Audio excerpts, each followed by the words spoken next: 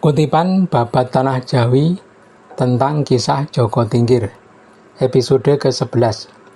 Ki Pemanahan dan Ki Penjawi mengikuti Sayembara Adipati Pajang. Alkisah Ki Pemanahan sedang berbincang dengan saudaranya dari Silo, Ki Penjawi dan Ki Juru.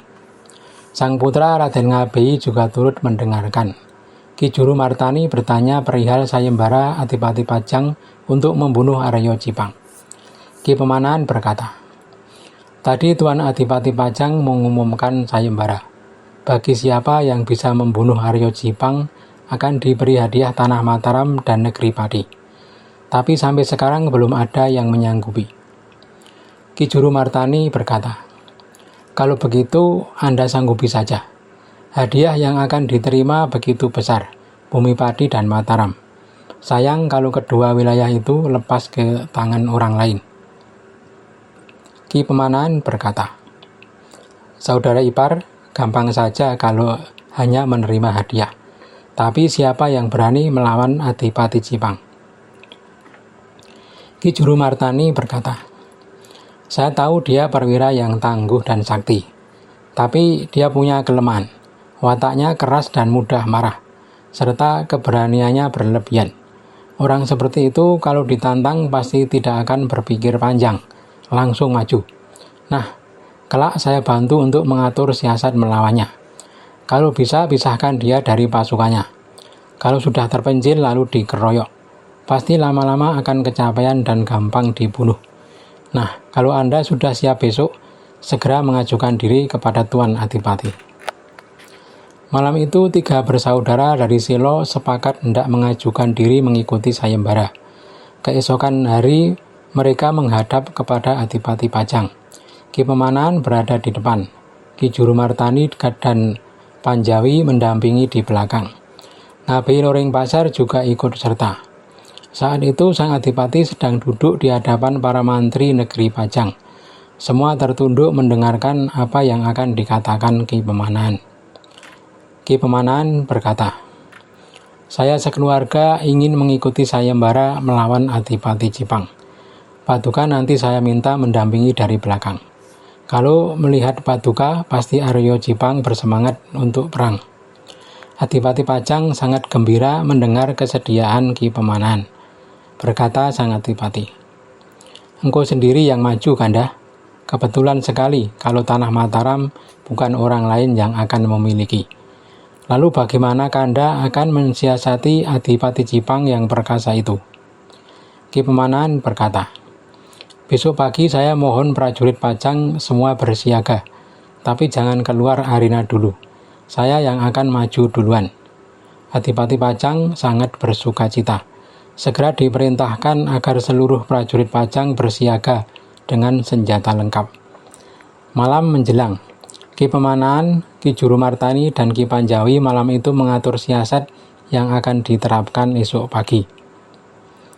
Ki Juru berkata, "Besok kita datangi tukang kuda Arya Cipang.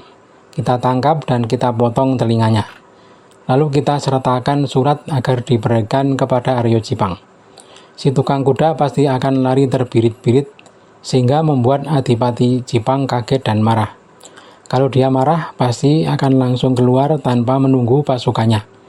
Watak Adipati Cipang sangat pemberani. Kita manfaatkan itu."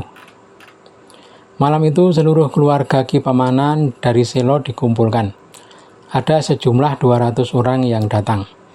Malam itu mereka tak tidur untuk mematangkan rencana. Paginya Ki Pemanahan bersama Ki Juru Martani dan Ki Panjawi keluar menuju tempat mencari rumput. Ada seorang tukang kuda dari Cipang yang biasa mencarikan rumput untuk kuda Arya Cipang yang bernama Gagak Rimang. Si tukang rumput lalu dikepung. Ki Pemanahan berkata, "Kamu orang dari mana?" Si tukang rumput menjawab, "Saya pembantu Adipati Cipang, tukang kuda yang mengurus kuda Gagak Rimang." Ki Panjawi segera menubruk orang itu dan mengikatnya sampai tak bisa bergerak lagi. Ki Pemanahan tersenyum sambil berkata, "Ki Lurah, aku akan mengiris kupingmu sedikit."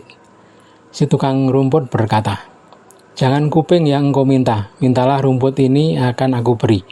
Kalau kuping yang diminta akan aku cegah. Kuping ini warisan leluhur, mengapa hendak kau minta? Ki Pemanahan berkata, baiklah, kalau tidak boleh diminta, akan aku beli. Berapa harganya? Si tukang rumput menjawab, walau akan engkau beli, aku tak ingin. Ki Pemanahan berkata lagi, mana yang kau pilih? Aku tikam kau atau aku potong kupingmu? Si tukang rumput gelisah dan menjawab, ya sudah, potong sedikit saja. Si tukang rumput dipegang dan dipotong telinganya.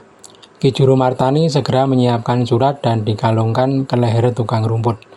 Ki Pemanahan lalu memberikan uang sejumlah 15. Tukang rumput segera disuruh mengaturkan surat kepada tuannya, Adipati Jipang. Si tukang rumput lari terbirit-birit sambil menahan sakit.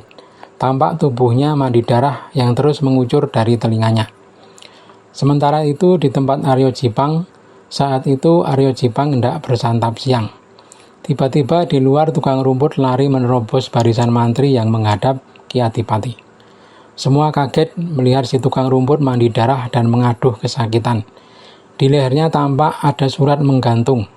Ki Patih Mataun yang berada di dekat sang Adipati bertanya kepada para punggawa, apa yang terjadi di luar itu?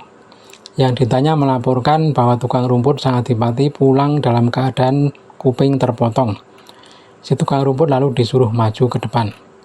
Adipati Jipang yang akan bersantap mendengar keributan di luar. Patih Mataun diperintahkan untuk membawa tukang rumput yang membuat keributan.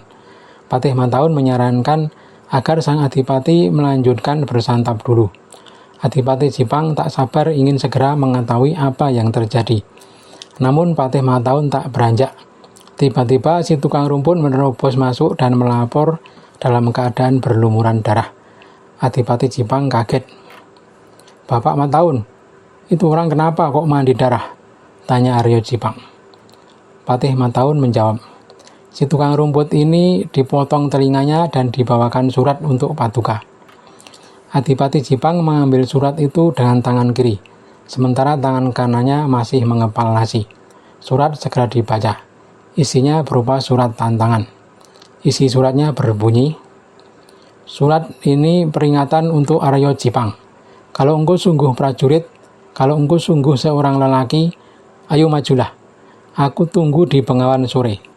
Engkau menyeberanglah bertarung 1 lawan 1 denganku, Adipati Pajang. Jangan mengandalkan pasukanmu yang banyak. Aku lawan engkau satu-satu. Ki Adipati sangat marah setelah membaca surat itu. Tangannya memukul piring sampai pecah menjadi 2. Sang Adipati segera menyuruh tukang kuda mengambil kuda Gagak Rimang. Setelah bersiap, Adipati Jipang memacu kudanya dan menenteng tombak. Sebuah tombak dapur biring lanang yang bernama Kiai Dandang Mungsuh. Ki Mataun berusaha mencegah agar para prajurit punya waktu untuk bersiap. Namun Ki Adipati sudah telanjur melesat bersama Gagak Rimang.